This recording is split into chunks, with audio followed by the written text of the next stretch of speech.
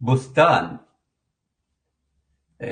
هذه الكلمة مأخوذة من الكلمة الكردية البهلوية بوستان.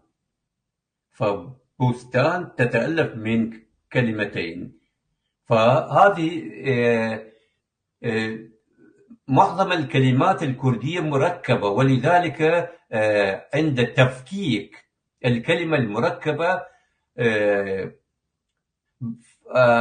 لا نحتاج حتى إلى مصدر، لأن عند تفكيك الكلمة نعرف أن هذه الكلمة العربية متأتية من الكلمة الكردية المعنية. فعند تفكيك الكلمة لا نحتاج إلى مصدر، مثلا بستان. فبستان متكون، هذه الكلمة متكونة من كلمة بو يعني رائحة، بو رائحة، ستان يعني منطقة، يعني منطقة الروائح، أي بما معناه المنطقة المزروعة بالأوراد. الورد